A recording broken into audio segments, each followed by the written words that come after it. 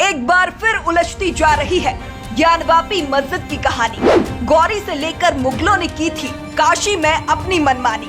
काशी ने देखा है खुद के आंगन को कई बार उजड़ते संवरते। ज्ञानवापी जागीर नहीं मजहबियों की, शायद ये इतिहास नहीं जानते। मुगलों और मुसलमानों की आतंकी की निशानी आज भी दबी है ज्ञानवापी के नीचे। तोड़कर हिंदू धर्म की आस्था मुगलों ने मस्जिदों का किया निर्माण। दरअसल इतिहास बहुत पुराना है। काशी विश्वनाथ मंदिर और ज्ञानवापी मस्जिद को लेकर सदियों से विवाद चलता आ रहा है, लेकिन आज तक कोई भी नतीजा नहीं निकला है। हिंदू हो या मुस्लिम, काशी को लेकर जब भी चर्चा की जाती है तो सभी इतिहासकारों का एक ही मत होता है कि वास्तव में जो आज ज्ञानवापी मस्जिद मौजूद है वो कभी हिंदुओं का मंदिर हुआ करता था।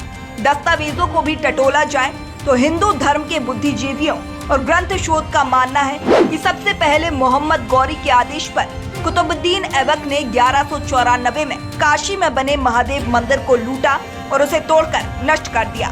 इस हमले के 250 साल बाद एक बार फिर 1447 जौनपुर के सुल्तान मोहम्मद शाह ने एक बार फिर मंदिर को तोड़ा और उसको लूट लिया। अभी इन जख्मों से काशी विश्वनाथ मंदिर उभर ही नहीं पाया था, जिसके बाद मुगलों का शासन आया और 1585 में अकबर के 9 रत्नों में से एक राजा तोडरमल ने काशी विश्वनाथ मंदिर की नींव फिर से रख दी। लेकिन हिंदू धर्म के सबसे बड़े विरोधी औरंगजेब ने 1669 में फिर से इस मंदिर को तोड़वा दिया और इस मंदिर की आधी जमीन और इस मंदिर की नींव का इस्तेमाल करके जामा मस्जिद की नींव रख दी।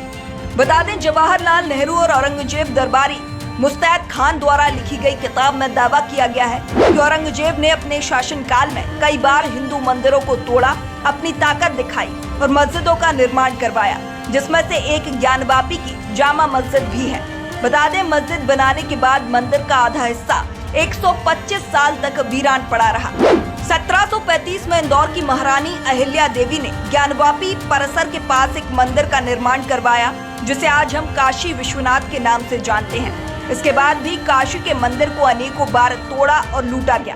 इस मंदिर के खुद के आंगन ने खुद का विध्वंस अनेकों बार देखा और आज जो मंदिर हमें देखने को मिलता है, इस मंदिर का निर्माण 1050 में राजा विक्रमादित्य ने करवाया था। लेकिन अब यह सवाल है कि आखिर ज्ञानवापी क्या है। तो हम आपको बता दें कि काशी में बनी मस्जिद और नए विश्वनाथ मंदिर के बीच 10 मीटर का एक कुआं बना हुआ है, जिसे ज्ञानवापी कहा जाता है।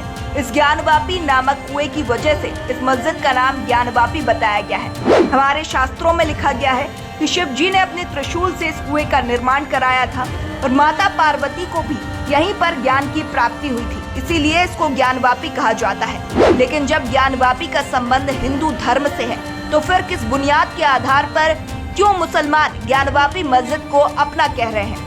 ज्ञानवापी सबसे पहले 1809 में चर्चा में आया, जब हिंदू समुदाय के लोगों ने जमीन को अपना बताया और इसे वापस मांगने की याचिका दायर की, लेकिन याचिका खारिज कर दी गई। इसके बाद कई अभियान चले, लेकिन 1947 में आजादी के बाद यह नियम बनाया गया कि जो भी धार्मिक स्थल का अस्तित्व है उन्हें किसी दूसरे धार्मिक स्थल से बदला नहीं जाएगा।